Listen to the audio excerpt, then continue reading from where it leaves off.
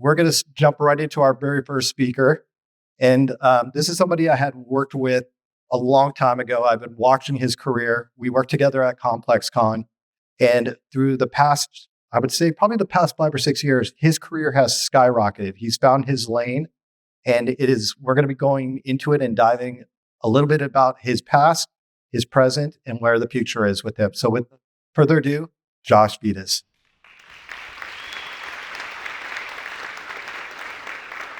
Check. What's up, everybody? That's me. So we're coming. So we're going to jump right into this with his career. So let's talk a little bit about your earlier years, how you kind of got this start in the career. And then maybe we'll go into talking about the streetwear brand that you worked at. So if you want to kind of talk a little bit about those early years. Yeah, I mean, barely graduated high school. And when I graduated, I had no clue what I wanted to do, like most of us. And I was kind of athletic. I played football. And my parents were trying to convince me to be a doctor or like an orthodontist. That didn't work out. And so I jumped into firefighting, and I graduated first of my class out of Riverside, and then became a Riverside full-time firefighter as a 19-year-old. Thanks. I'm not a firefighter anymore, unfortunately. So as a firefighter, you have 3 days on, 4 days off. So for 3 days, it was like push-ups and cleaning the truck and getting yelled at and going on calls. And then my 4 days off, I was just bored as hell. I didn't really know what to do.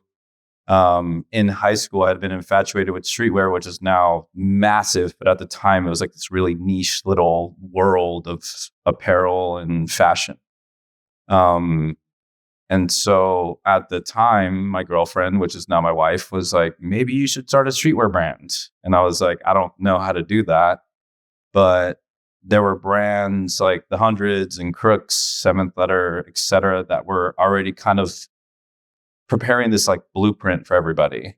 And so I kind of just, let's start a streetwear brand, at 19 while being a firefighter. And I just kind of grabbed my friends and was like, do you guys want to help me with this? Like, you sell weed. Do you want to try to help me sell t-shirts?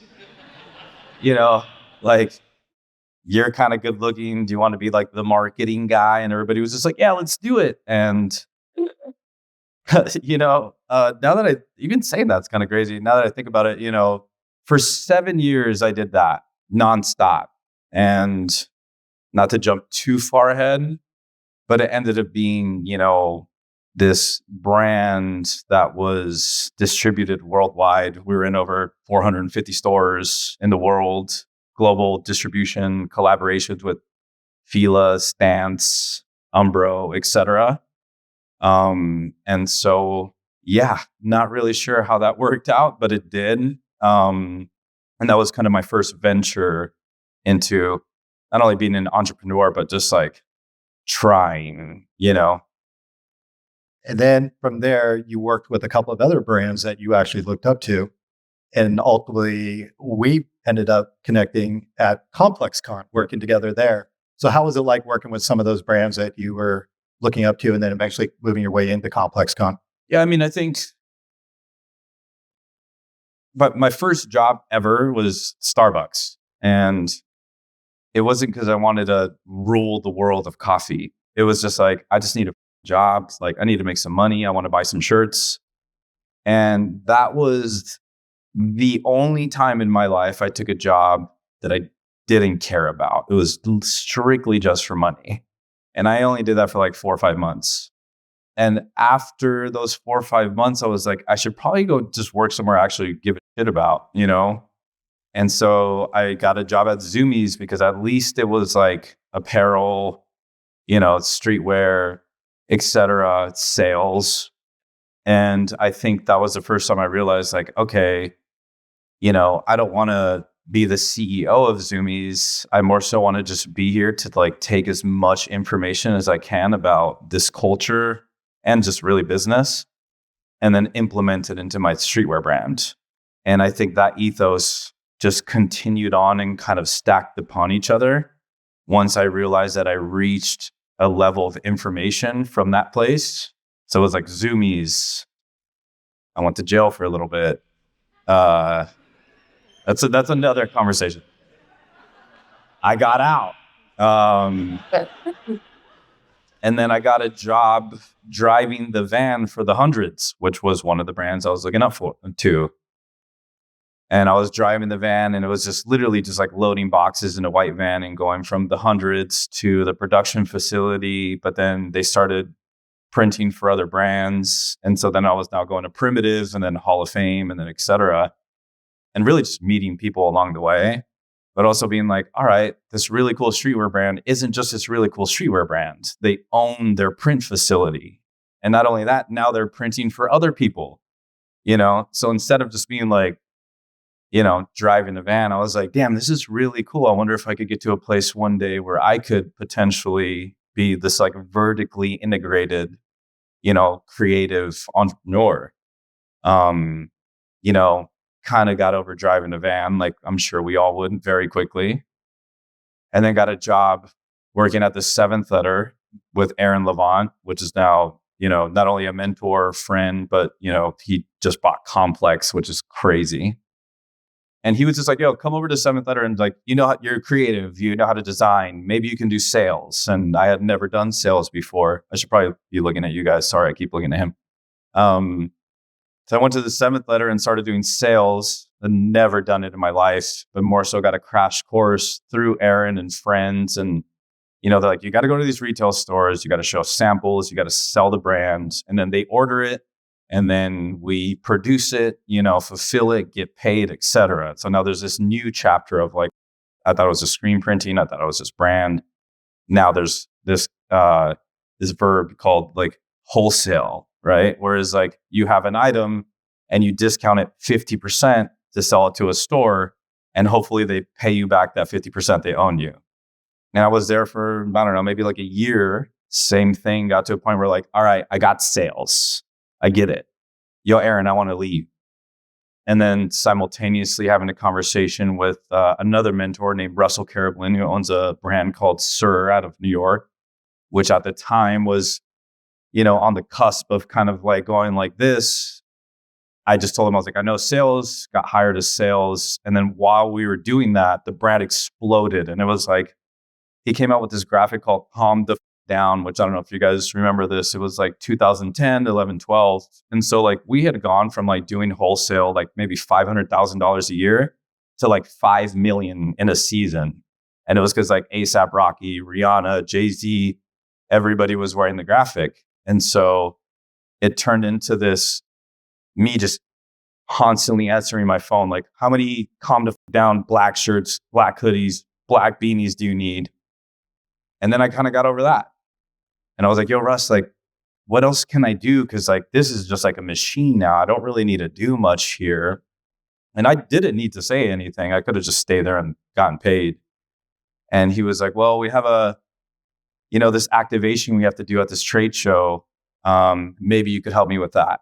And so at the time, there's this trade show called Magic in Vegas. And up until that point, every brand would just pull up with a van of clothes. They'd put it on racks and they'd have meetings for the entire weekend. And people would go, I like this. Here's my order. Instead of doing that, we did an art exhibition, which was super risky, but he wanted to like highlight his artistic view of this like Mexican cartel, like really bad dead body, coke everywhere, money blown everywhere. And it was an art exhibit basically at a trade show, which had never been done. And so I went and did that for him. And this was pre-Instagram. We like went viral on Facebook and like MySpace. That's how old I am. But then that clicked and he was like, you're good at this. The sales, you do activation. And then I became like the marketing manager for Sir. Was there for a year. And then I was like, I'm too good at this now. Where do I go now? And then I went back to the hundreds to be like West Coast sales rep. But where we met, what really kind of encapsulated, these years of experience and knowledge from all these OGs and mentors was when I went to ComplexCon, and Aaron Levant called me and he was like, "We're going to launch ComplexCon," which everybody was like, "What the fuck are you talking? Like, what is this thing? You're going to charge people to buy clothes? Like, you're tripping." Ended up being really smart. But I basically came on and handled the like the goods apparel product portion of the show. So I don't know if you guys know what ComplexCon is, but it's a consumer facing event. I think Travis Scott is headlining this year. Shout out to ComplexCon.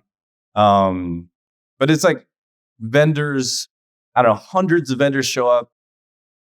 Nike, Bape, Adidas, Puma, and every other brand under the umbrella comes and sells product. And so I was able to go there and do the gift store. And just for reference, I was there for 3 years, but the first day we made $4 million based off of, me knowing how to print a t-shirt, how to market a t-shirt, how to price it, and how to market it, which was those last 5 years of experience.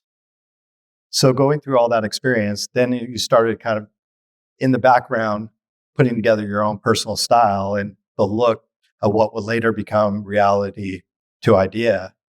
And so let's talk a little bit about how that got to that concept. And then what was the moment that you went viral? And I'll show the item that did it. So you want to talk a little bit? Yeah, I mean, if I were to, calculate how long I was, 9 to 5 creatively, could be anywhere close to like maybe, I don't know, 7 to 8 years where not only was it working for everybody, but I was doing my brand, which I just mentioned was in like 450 stores worldwide. I think the max we made was like $3 million, a lot of money for a 22-year-old. And so while I was working for all these brands, everything that I just mentioned, at the same time, I was building a streetwear brand. And I got to a point in 2017 working at ComplexCon where I was just like, I'm over all of this. Like, I'm so tired of giving out all these ideas, all this creativity, energy for $65,000 a year. While Aaron just made $4 million because of everything that I helped him with. And so I kind of just threw in the towel, and, I had like a little baby savings to like comfortably do that. And I don't know, for like maybe 6 months to a year, I'll be very transparent with you guys. It was just like complete depression and like dark room. Like, I don't know who the fuck I am anymore. Like, everybody had known me to be this guy that like, you had to print t-shirts and you had to build a brand and et cetera. And now it's just like that door was closed. And so, I don't know if we'll get into this later, but I'm sure there's probably some of you in a position right now where you're kind of like, I don't know what the fuck I'm doing. Like, I'm kind of over this. Like, am I ever going to make it? This is really hard to do. I don't want to fucking make TikToks every day. That was me. Like, I was like, I don't want to make TikToks. Like, this is fucking crazy, And I was so low in my life, which some of you might be there, that the only way to go is up, fortunately.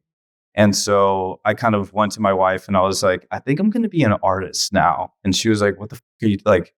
How are we going from here to like here? And I was like, but I got all the juice. I got all the information. I'm pretty creative. I think I can figure out, there's a lot of art out there. So it's like, I think I could do better than a lot of these people. No offense to anybody that makes the art. Step your game up. And so I just, for like a year, I was just like off the grid, no Instagram, no nothing, and was just developing this concept that I, am now known for, which is reality to idea. And it was just, one of those nights, probably drank a little bit too much. And I was just like kind of lost in the sauce. And I was watching, what is it called? It's called Abstract on Netflix. I don't know if you guys watch that. If you haven't, it's a really good show. It's super inspiring. It highlights certain creatives in different categories of business. But the Tinker Hatfield interview came up, which is probably one of the most legendary footwear designers ever. And he's like, oh, here's my sketches. And this is when I drew the Jordan 1 and the Jordan 4 and the 5, blah, blah, blah, blah. And I'm sitting there and I'm like, I wonder how many sketches are in Portland that we've never seen. How many like more iconic shoes there are that they just kind of like shelved, you know? And that little idea that was like this small, just like a question mark in the back of my mind kind of started growing, was like, well, how many ideas have I thrown away? Like, I wish I could kind of go back and kind of grab onto those, napkin sketches that I've just kind of tossed because I thought the idea was too big. And then it was like, oh, like napkin sketch, drawings. How could we like make this a reality? And like, just, I wish I could explain to you guys where my mind went, but I can't, it was like a psychedelic moment where I went and it was like in a movie, right? I was like, ding, and I was like, oh, like, what if I just drew something, this ottoman that looked like a sketch on a piece of paper? And I sprinted downstairs and sprayed a pair of shoes white, which I probably had some white shoes that I didn't need to paint. And I, sharpied them real quick and ran upstairs and like showed my wife. I was like, look at this. And she was like, whoa, what am I looking at? And I was like, this is it. Like,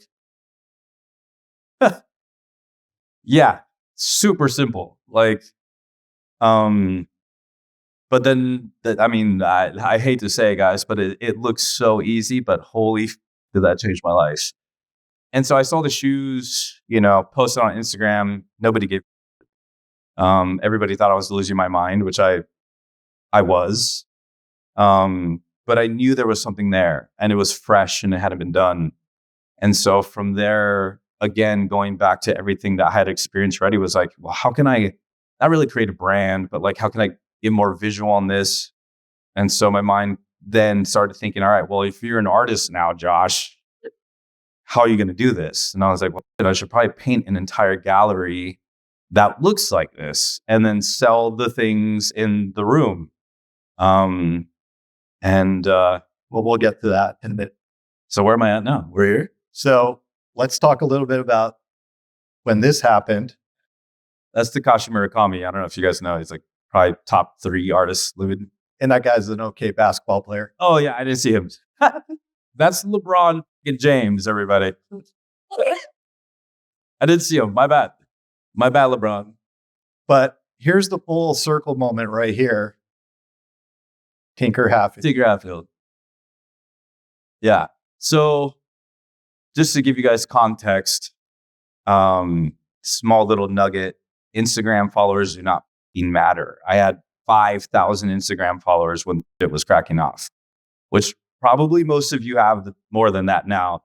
I wish I could go back in time. It was like it was such a blur. I would like open my Instagram and it would be like, you gained 2,000 followers in an hour. You gained 3,000. LeBron James follows you now. And it was just like weeks of this.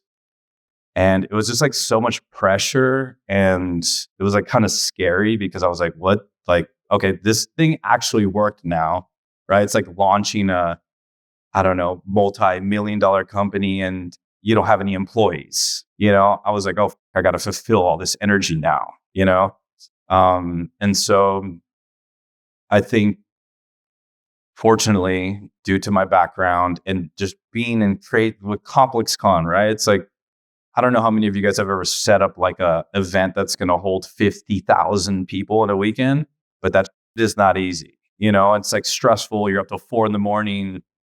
Then you got to wake up at 7. You got to go back. So I was like, and then even going back to firefighting and fighting fires on a mountain, like people are right now. Shout out to firefighters fighting the fires right now. But it was this like drive of like, I don't give a, I'm going to figure it out, and that's what led me to like, all right, you're broke. First and foremost, I have $5,000 in my bank account, and I'm sure some of you are like, "Oh, it's not that bad."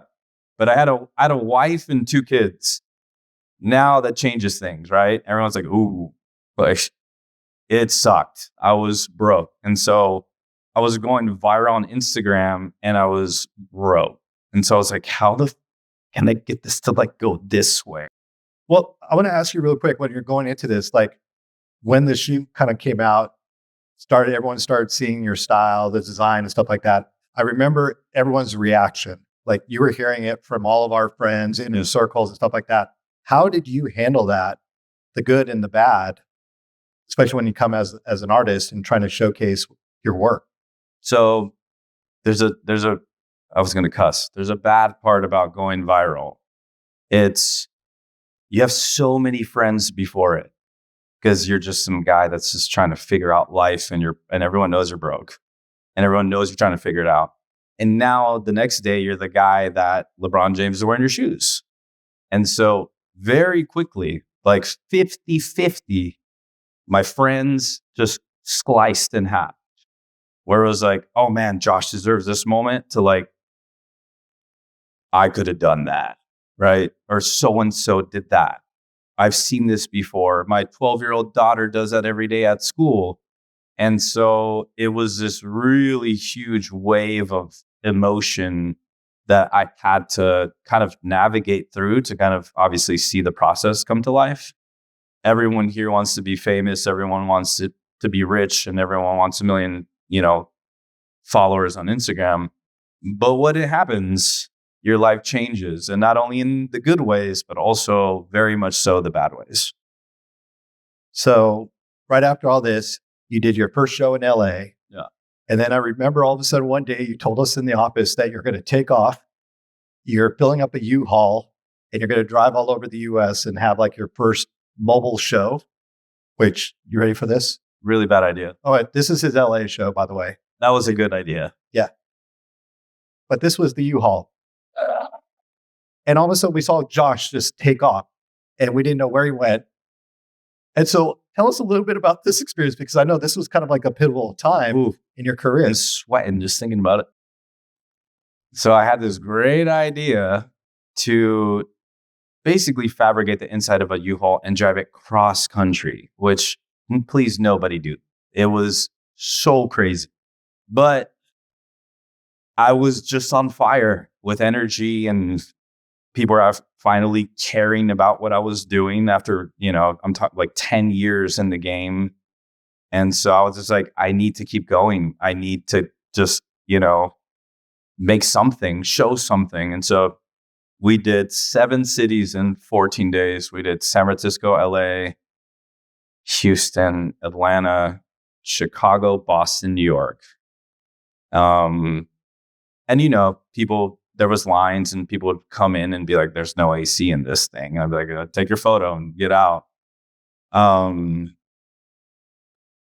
As an entrepreneur, we were selling merch, so it cost me, I don't know, $2,000 to rent the truck for 2 weeks or something. And when we ended the show, we had made like $75,000, which I just told you I had $5,000. So it was a big deal. But yeah, I mean, it was definitely, no sleep, driving, switching drivers, calling my friends in Texas, like, do you want to drive to Atlanta? They're like, no, So yeah, that was, I don't know. That was fixed. So now we're going to talk about the next part of your career, because this was, I think, probably one of the most exciting times is when brands started approaching you. Yeah. And you were kind of talking to them and stuff like that. And you were negotiating your own deals without representation, which I think a lot of us, that blows your mind. No lawyers, no managers, no management whatsoever. And I think a lot of us would be surprised, like some of the collabs that you ended up working with were like Jordan, Bape, Converse, New Balance, Palms Hotel, and the Puma. Can you tell us a little bit about that process of like how you did these deals and the advice you would give to artists when you go through that? I think one is I didn't know how to do any of these when they first came to the table. I learned from one, from the other, I'm still learning today. I'm working on a massive deal right now, and I'm like, what did I do 2 years ago? Yeah, I mean, I think the first brand that came to me was Jordan brand, and they're like, hey, we want you to do, and I have a million stories about this. I'll just give you the Jordan brand one, and then we'll move on. So Jordan Brand goes, how do we work together? We have the LA All-Star event in 2 weeks. And I was like, I don't know. What do you guys want to do? And they're like, oh, like, what if you painted some shoes and like do this whole thing? And I was like, I will do whatever you want. Like, I don't even, I'll do it for free almost, right? And so they hit me, they go, we want 16 metal backboards that are hand painted by you. And then we want you for 2 days live painting. What's your daily rate? This is the emails. And I'm like, daily rate? What? I've never heard that before. So I call my buddy Will Nichols, who at the time was working at Vides, and I'm like, someone just asked me what my daily rate is. Like, what's yours? And he's like, well, I'm a photographer. It's different. And he has like 1 million followers now. At the time, he goes, my daily rate is $5,000. And I was like, that's a lot of money. That's all I have, you know? And he goes, but you're on fire right now. They need you more than you need them. And this thing's 2 weeks away. They're like, the time it takes to build one of these events, to find somebody else, I don't think it's worth the risk. And I was like, okay, that's good to know. He's like, tell him 10. It's like, so I sent the email. I'm like, my daily rate's $10,000. And then for the backboards, I fortunately have a really good friend of mine, Ivan, who builds so much cool stuff. And I call him. I'm like, if I wanted 16 of these backboards, how much are they going to be? He's like, they're $1,000 each, especially it's a rush order. I go back to Jordan, still doing this email. I'm like, $10,000 a day and $4,000 a backboard? Sent. Nothing. Crickets. And it's like 2 days go by. And I'm like, all right, well, that's gone. I just lost a bunch of money. And then, it's like 11 p.m. and my phone rings and it's a call that I don't know. And like pick it up and I'm like, hello. He's like, yo, what's up? It's Russell from Jordan Brand. I'm like, what's up, dude? He's like, did you start already? And I was like, start what? And he's like, backboards. Like, we need these in 2 weeks. I was like, didn't you see my email? He's like, oh yeah, didn't you see my email? I was like, no, what's your email? He's like, it's all approved. I was like, oh, no, I didn't know. Whoa. Like, I'm like getting out of bed, like, oh, and like calling Ivan, like, start the backboards. But we pulled it off, and even then, a month later when I think T-Mobile called me, they're like, hey, what's your daily rate? I was like, it's $15,000, and I kind of just played that game until I reached the ceiling, we're talking about like 5 years now of this. So, it got to a point where I was like, $2,000, and people were like, nah, I like, what are you talking about? So then I was like, 25. And so, I've been showing all. Oh, I didn't see it. Yeah, that's my Buzz Lightyear. But yeah, I mean, I think, I just jumped into it so confident and so excited. And honestly, I had nothing to lose. I was dead broke 2 months prior to this. So $15,000 was going to change my life anyways, and I've kind of just used that same etiquette to this day, like it obviously depends on who's calling me. If it's like, if a brand calls me and it's like Skechers, I'm like, dude, I don't want to do this. Like, this is this much money because I don't really want to do it anyways, but when it's, I don't want to name drop anybody, but somebody I really, really want to work with, it's kind of like, what do you got? Let's just figure this out because I love the brand. Fortunately, I'm in a place where I'm like, I don't have $5,000 anymore, So it's like, it's more so for me now. It's like, can I just keep this consistency of being an artist, a creative, et cetera, working with these really cool brands instead of like, I need to pay my rent, And so it was just like one by one and learning from each another. But yeah, to your point, I have never had a lawyer. I've never had an agent or manager. I do everything myself to this day. And like, I don't know what you're showing up there, but I've done some pretty big things. Well, now we're going to go into the big stuff here. Okay. So in 2020, sadly, when COVID hit, yep, the biggest step probably in your career happened when you went into high fashion. Yeah. And you happened to do a partnership with Fendi. And then from there, you started collabing with a number of other brands. So we went to I don't know if you saw this in Las Vegas, F1, he designed the gear, the clothing, and the car. Sorry, I didn't put the car up there because I look exactly the same in every. That's funny. I feel like every photo is just you doing that, right? It's wearing black, like. And then also working with BMW. So you've had all these incredible collabs. Tell us a little bit quickly about how that got to that point. Yeah, I don't know. Like, I wish I could talk for another 30 minutes. You probably don't want to hear me talk for another 30 minutes, but I don't know. Life happened, and I'm just a really lucky person that got granted this moment.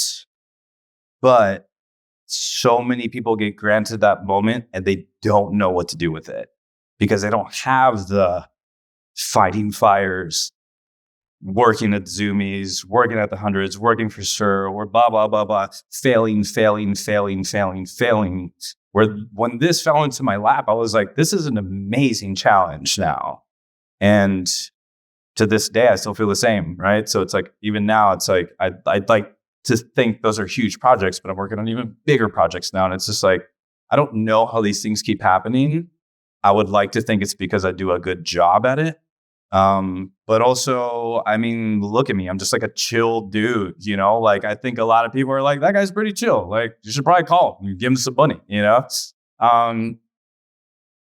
It'd be different, you know? Like, I don't know how many of you follow me on Instagram, but it's like my Instagram is kind of just like an open playbook of just like how this happens.